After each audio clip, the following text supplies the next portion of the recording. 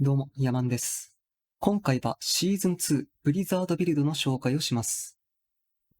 ボールライトニングと比較すると見劣りはするんですけども、そこそこ硬くてダメージの出るブリザードビルドになったと思います。ブリザードの基本的なダメージの出し方は、当然アイススパイク、標準を出してディープフリーズの凍てついたツンドラの化身で範囲を広げ、敵に当てやすくさせます。標準はマスタースキルではありませんので、マスタースキル関連の効果を受けません。ブリザード自体、攻撃速度の影響は受けません。ただ、攻撃速度があるとキャスト自体が速くなって、ブリザードをスタックさせやすいので、攻撃速度も重要な要素になっています。今回、シーズン2から追加されたユニークの中で見ておきたいユニークを紹介します。まず、青いバラ。これは幸運の一撃で 30% の確率で標準が出るユニークです。その標準のプロック率もダメージもそこまで高くなくて、目を見張る点といえば、マナコスト減少のオプションがついているところでしょう。あまり積極的に使いたいユニークではありませんでした。次にジファルです。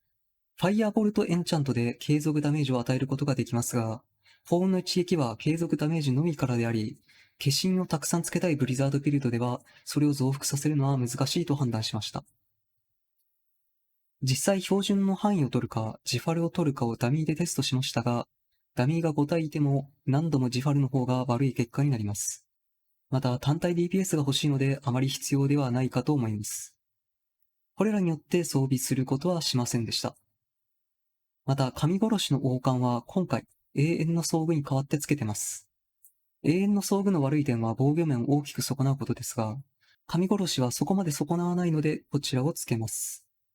また、ダメージ 60% もついているので、とても大きな DPS 上昇になります。敵をまとめる部分も、ブリザードと相性がいいです。今度は、運命の拳ですが、マックスロールなら使ってもいいかなと思います。ただ、クリティカル率と攻撃速度、化身の強さを考えると黄色で十分です。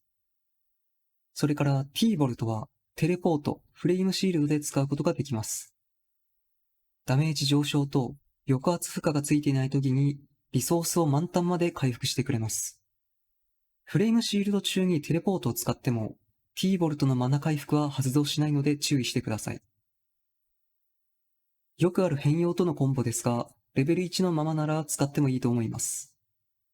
個人的にはテレポートもフレームシールドも CD は長くないので、吸血の呪いを広範囲につける能力の方がいいかなと。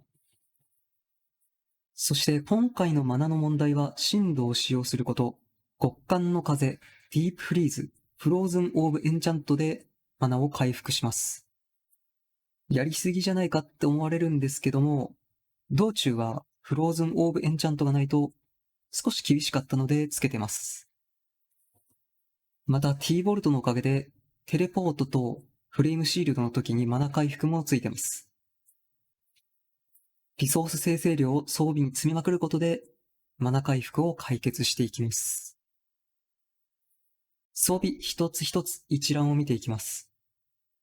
概要欄にあるマックスロールのリンクがあります。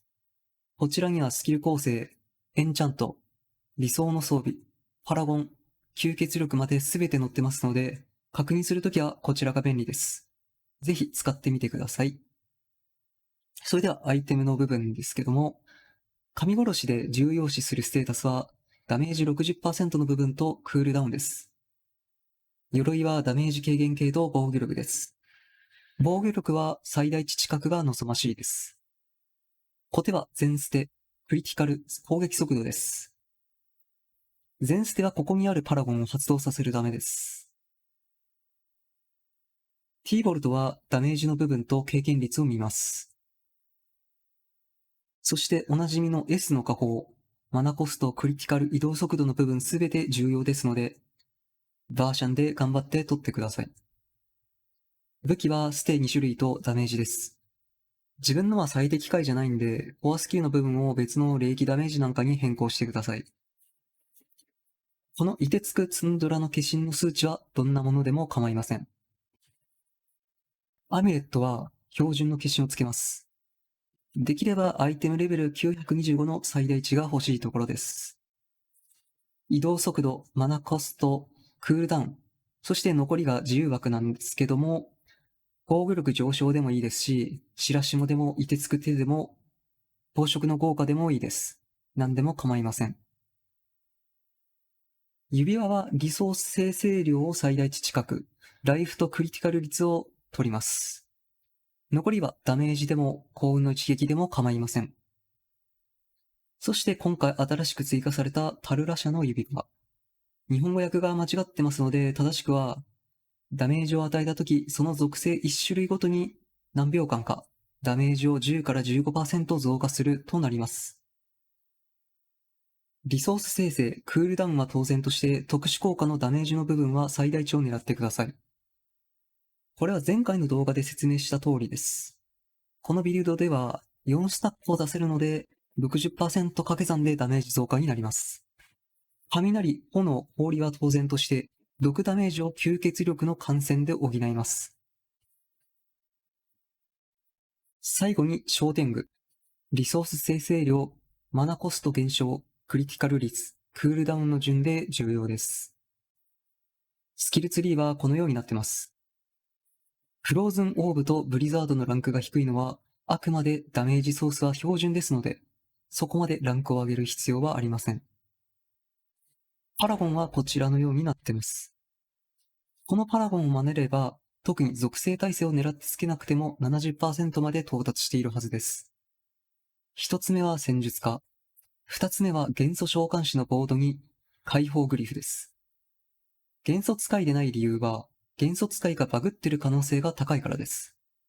かなり昔から言われてることなんですけども、ブリザードから回答がないので使うのはやめておきます。